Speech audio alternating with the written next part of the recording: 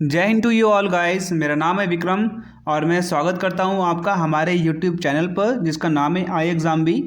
तो guys, political science की series on going है एसएससी के लिए और किसी भी वेरियस अदर एग्ज़ाम्स के लिए, या फिर आप तैयारी कर रहे हैं रेलवे की तो उसमें भी ये आपके लिए काम आएगी। आज का जो हमारा टॉपिक है वो है इंडियन काउंसिल एक्ट 1909। हालांकि इससे पहले मैं आपको दो काउंसिल एक्ट बता चुका हूँ गाइस। अगर आपने वो वीडियो नहीं देखा है तो प्लेलिस्ट में जाकर आप उन वीडियोज़ को देख सकते हो।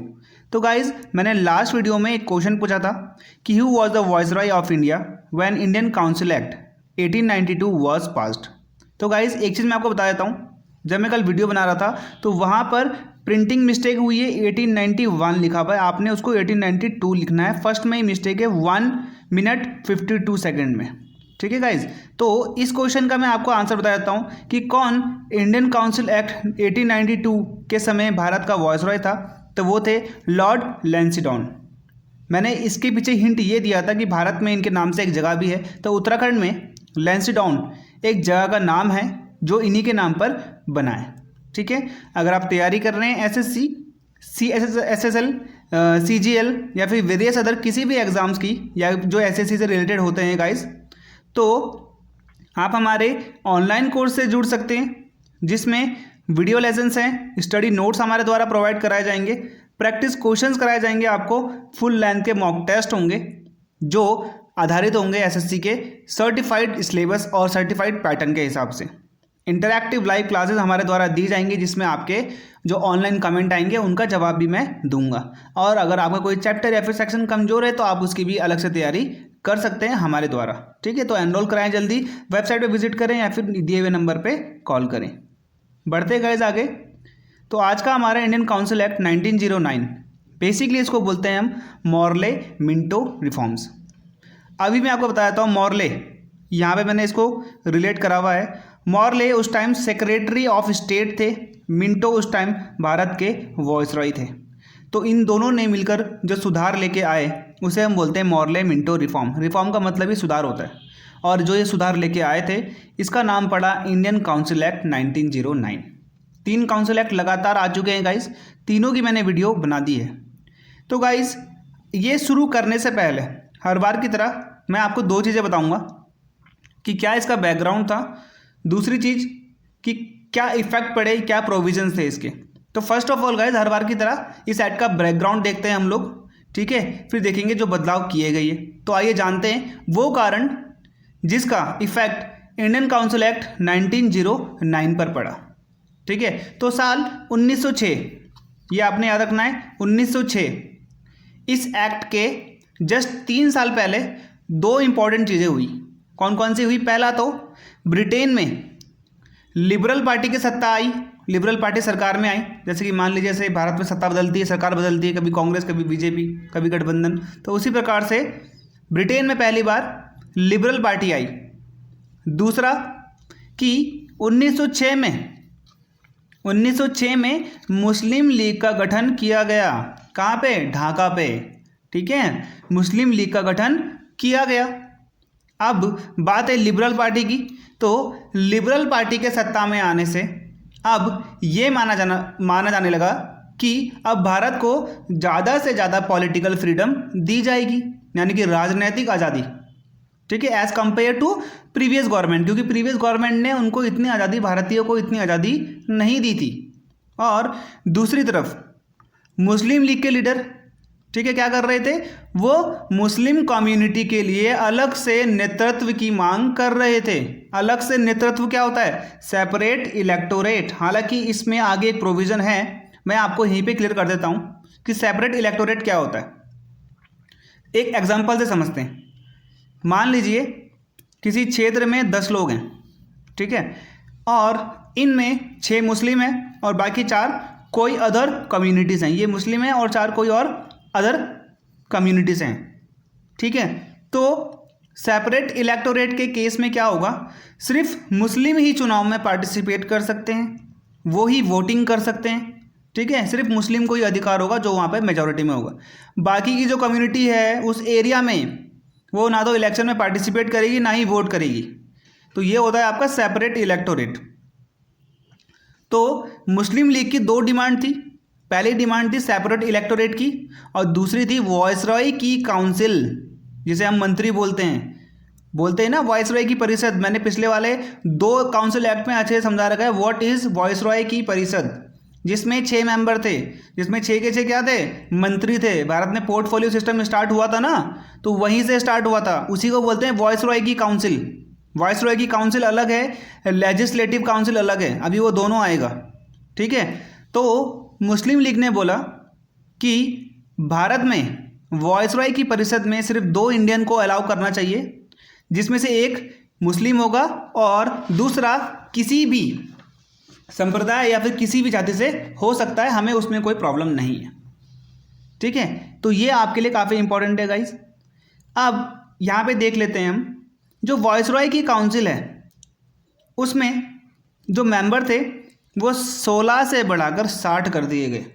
जो मैं अभी बता रहा था ना आपको वॉइसरॉय की परिषद, उसमें 16 से बढ़ाकर 60 कर दिए गए। पहले 16 थे, अब 60 हो गए, जिसमें 37 मेंबर जो थे, 37 मेंबर वो ब्रिटिश थे और 23 मेंबर्स आर इंडियन।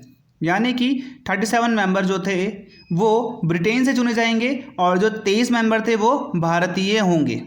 ये तो आपके लिए काफ़ी इंपॉर्टेंट है कि वॉइसरॉय की काउंसिल में 16 से बढ़ाकर 60 कर दिए गए, ठीक है। इस समय मॉर्ले भारत के क्या थे, सेक्रेटरी सचिव थे, और लॉर्ड मिंटो भारत के वॉइसरॉय थे। ये आपने यहाँ पे याद रखना है, ठीक है। अब ये जान लेते हैं कि भारत का प्रशासन कौन संभाल रहा था। तो पहले की तरह ब्रिटेन से सेक्रेटरी ऑफ स्टेट भारत के वॉइसरॉय के साथ मिलकर भारत का प्रशासन संभाल रहे थे, ठीक है। जो पहले की तरह यथावत था, उसमें कोई चेंजेस नहीं किए गए, सब उन्होंने बोला कि वैसा ही रहेगा। जो पहले से संभाल रहा है सेक्रेटरी ऑफ स्टेट वॉइसरॉय के साथ मिलकर या फिर ब्रिटेन क्राउन के बिहाफ पर, तो वैसा ही चलेगा, प्रशासन में कोई चेंज नहीं हुआ। अब देख लेते हैं कि भारत का जो प्रशासन है उसमें क्या क्या बदलाव किए गए, ठीक है। तो इंडियन काउंसिल एक्ट 1892 में हमने देखा कि इंडियन काउंसिल एक्ट 1861 के समय से वॉइसरॉय काउंसिल के मेंबर की संख्या को 6 कर दिया गया था। यानी कि इंडियन काउंसिल एक्ट 1861 के बाद से ही ये संख्या बढ़ती आ रही थी, 6 कर दिया गया। सबको अलग अलग पोर्टफोलियो यानी कि मंत्रालय दे दिया गया। मैंने आपको बताया था पब्लिक वर्क डिपार्टमेंट, ठीक है, और आपका गृह मंत्रालय और आपका फिनेंस मिनिस्ट्री। तो ये मिनिस्टर पोर्टफोलियो सिस्टम भी स्टार्ट हो चुका था भारत में, ये आपने ध्यान में रखना है, ठीक है। तो इसी को बोलते हैं हम वॉइसरॉय की काउंसिल यानी कि वॉइसरॉय की परिषद। अब सवाल ये उठता है कि क्या वॉइसरॉय की काउंसिल में कोई बदलाव नहीं हुए? तो मॉर्ले मिंटो रिफॉर्म्स में बहुत बड़ा चेंज हुआ था, और ये चेंज था कि अब वॉइसरॉय की काउंसिल जिसमें सभी मंत्री थे उसमें एक मेंबर इंडियन हो सकता है। यानी कि जो वॉइसरॉय की काउंसिल थी, वॉइसरॉय की परिषद, उसमें एक मेंबर क्या होगा, एक मेंबर जो है भारतीय होगा।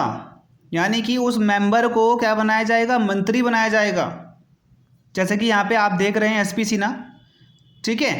तो भारत के पहले व्यक्ति जो वॉइसरॉय की काउंसिल में सदस्य बने थे वो थे सत्येंद्र प्रसन्न सिन्हा, एसपी सिन्हा, ठीक है। तो उनकी मुस्लिम लीग की क्या डिमांड थी? मुस्लिम लीग इससे नाराज हो गए। मुस्लिम लीग ने बोला कि भाई आपने भारतीयों को जगह दे दी लेकिन मुस्लिम को जगह नहीं दी, अपनी परिषद में मंत्री नहीं बनाया, ठीक है। तो उनकी डिमांड ये फेल हो गई। हालांकि सत्येंद्र प्रसाद सिन्हा, प्रसन्न प्रसाद भी बोलते, प्रसन्ना भी बोलते, कई जगह पे इनके नाम दो दो मिलते हैं। तो सत्येंद्र प्रसन्ना सिन्हा के बाद जो सदस्य बनाया गया था वॉइसरॉय की परिषद का वो मुस्लिम ही था, ठीक है, क्योंकि ब्रिटिश गवर्नमेंट ने मुस्लिम्स को खुश करने के लिए ये किया था। हालांकि पहले उन्होंने भारतीयों को बनाया, ठीक है, उसके बाद उसने इनके बाद एसपी सिन्हा के बाद किसको डाला, मुस्लिम्स को डाला अपनी परिषद में। तो एसपी सिन्हा भारत के पहले ऐसे व्यक्ति थे जिन्हें वॉइसरॉय काउंसिल में जगह दी गई, वो यानी कि ब्रिटिश मिनिस्ट्री में जगह दी गई। ये पूछा गया यूपीएससी सिविल सर्विसेज प्री 2010 में कि भाई ऐसा कौन सा बंदा था जिसे क्या दी गई, वॉइसरॉय की परिषद में जगह दी गई। और ये एक कानूनी मंत्री, पहली बात तो मैं आपको बता दूँ, ये कानूनी सदस्य थे, कानून मंत्री बनाया गया था इनको आगे जाकर। अब जो एसपी सिन्हा थे ये लॉर्ड सिन्हा कहे जाने लगे, ठीक है। इनको एक प्रांत यानी कि एक बेसिकली आप बोल सकते हैं उड़ीसा और बंगाल प्रांत के ही बनाया गया था, इन्हें गवर्नर राज्यपाल बनाया गया था अंग्रेजों के द्वारा। और भारतीयों में से इतने ऊंचे पद पर पहुंचने वाला ब्रिटिश रूल में तो सिर्फ एसपी सिन्हा ही थे।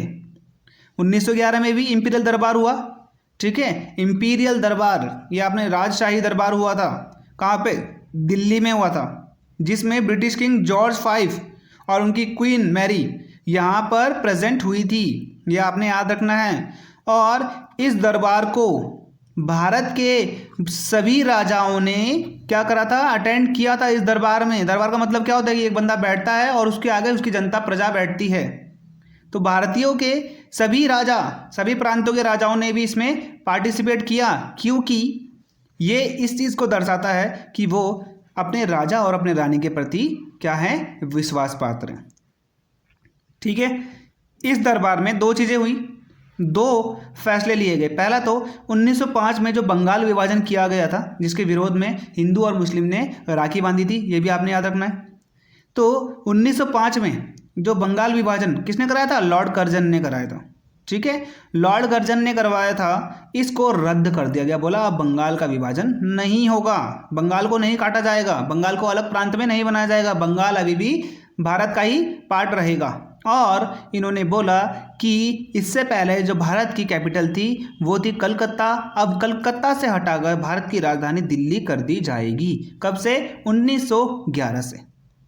अब भारतीयों को बजट डिस्कशन में यानी कि राष्ट्रीय वार्षिक बजट चर्चा में पूर्ण क्वेश्चन पूछने का क्या मिल गया? राइट मिल गया, ठीक है। इनको एक अधिकार दिया कि अब आप पूर्ण क्वेश्चन पूछ सकते हैं। पूर्ण क्वेश्चन क्या होता है? पूर्ण क्वेश्चन होता है कि जब आप किसी से पूर्ण क्वेश्चन पूछो जिसका आंसर देना क्या है? जरूरी है, जिसका आंसर आपको देना ही पड़ेगा, वो है पूर्ण क्वेश्चन। जैसे मैंने आपसे पूछा है किसी से कि आपके CHSL में या फिर SSC में कितने मार्क्स आए थे, CPO फिर SSC या फिर CGL में कितने मार्क्स आए थे, तो आपने बताना है कि हाँ मेरे इतने मार्क्स आए थे। तो वो क्या है? एक पूर्ण क्वेश्चन है।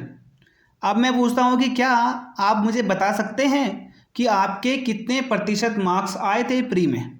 तो वो आप बताएं चाहे ना बताएं, वो आपकी मर्जी है, ठीक है। तो ये होता है अपूर्ण क्वेश्चन। और जैसा कि मैं आपको बता चुका हूँ, इस एक्ट के द्वारा भारत में पहली बार सेपरेट रिप्रेजेंटेशन, अलग प्रतिनिधित्व। पहले क्या होता था कि भाई कोई भी एरिया है, वहाँ पे चाहे हिंदू रहे चाहे मुस्लिम रहे, वो लोग मिलकर क्या करते थे? एक व्यक्ति को खड़ा करते थे, ठीक है। वो उनके लिए चुनाव लड़ता था और आगे जाकर वो उनके लिए विकास का कार्य करता था। लेकिन इस एक्ट ने क्या बोला कि भाई सेपरेट इलेक्टोरेट अब क्या करे जाएंगे? बनाए जाएंगे। यानी कि सेपरेट इलेक्टोरेट मैं आपको समझा चुका हूँ अच्छे से, जिसमें क्या होता है कि एक क्षेत्र में जो ज़्यादा जनसंख्या वाले हैं केवल वही वोट देंगे और केवल वही पार्टिसिपेट करेंगे चुनाव में। मुस्लिम लीग को ये अच्छा लगा, उन्होंने इसका वेलकम किया।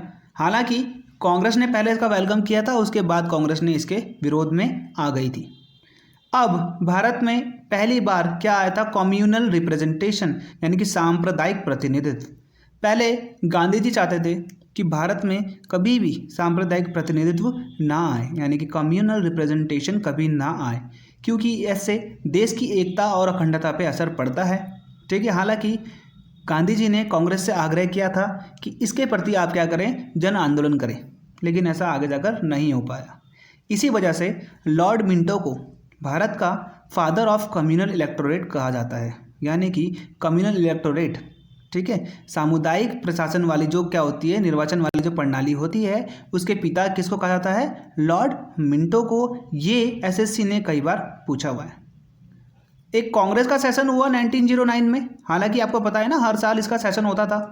मान लीजिए 25 से 30 दिसंबर के बीच में कांग्रेस का हर साल क्या होता था? एक सेशन होता था। हालांकि 1909 वाला सेशन लाहौर में हुआ था, ठीक है, पाकिस्तान में, जिसकी अध्यक्षता करी थी मदन मोहन मालवीय ने। मदन मोहन मालवीय को महामना, ये आपने याद रखना है, महामना भी कहते हैं। ये काफ़ी इम्पॉर्टेंट है, महामना, क्योंकि जो 1909 वाला सेशन था उसमें इनकी एक बहुत बड़ी क्या थी? एक अहमियत, एक इम्पॉर्टेंट रोल था, जिसमें इन्होंने कहा कि हम स्ट्रांगली अपोज करते हैं, पुरजोर विरोध करते हैं इस रिफॉर्म का, इस सुधार का। ये सुधार नहीं है, एक तरीके से ये राज्य को और देश की एकता और अखंडता को ख़त्म करता है। इसी वजह से कांग्रेस ने बोला कि हम इसके प्रति जन आंदोलन करेंगे, और हालांकि इसके बाद आगे जाकर ये स्थिति चलती रही। कांग्रेस का जो विरोध था, प्रदर्शन था, उसे दबा दिया गया और कांग्रेस के कई बड़े नेताओं के साथ मीटिंग फिक्स कराई गई और आगे जाकर इसके बदलने के लिए गवर्नमेंट ऑफ इंडिया एक्ट 1919 आया था। उसको हम पढ़ेंगे हमारे अगले वीडियो में। तो गाइज आज का था हमारा लेक्चर ये। आई होप मैंने आपके सारे डाउट्स को क्लियर कर दिया है। आज का क्वेश्चन देख लेते हैं। Who was the first Indian to became member of viceroy council? बहुत चर्चा में था ना अभी ये जो मैं वीडियो बना रहा था, जब मैं आपको ये समझा रहा था इंडियन काउंसिल एक्ट 1909, तो ये काफ़ी चर्चा में था। ठीक है, तो ये आपने बताना है उसका नाम। हालांकि मैं 2-3 बार आपको नाम बता चुका हूँ। आपके ऑप्शन है V P Singh, S P Sinha, R K Singh या फिर नन ऑफ दिस। ठीक है, ये मैं आपको पढ़ा चुका हूँ। अगर आपने वीडियो अच्छे से देखी है तो आप आंसर दे पाएंगे। आपने आंसर मुझे कमेंट में देना है। गाइस सब्सक्राइब करना है आपको चैनल को। ठीक है, सब्सक्राइब नहीं करते हैं बहुत बच्चे, 50-60% बच्चे ऐसे होते हैं जो देख लेते हैं लेकिन सब्सक्राइब नहीं करते। तो ऐसा मत करो, सब्सक्राइब करो। हमको उससे मोटिवेशन मिलता है और भी बेहतर कंटेंट आपके लिए लाया जाएगा। कहीं जाने की ज़रूरत नहीं पड़ेगी आपको, सारा का सारा यहीं से कवर हो जाएगा। ठीक है गाइज, शेयर करना है आपको लोगों को। ठीक है, ताकि औरों को भी मदद मिल सके, हमारा परिवार आगे बढ़ सके। तो गाइज तब तक के लिए मिलते हैं हमारे नेक्स्ट वीडियो में। This is Vikram Singh signing off.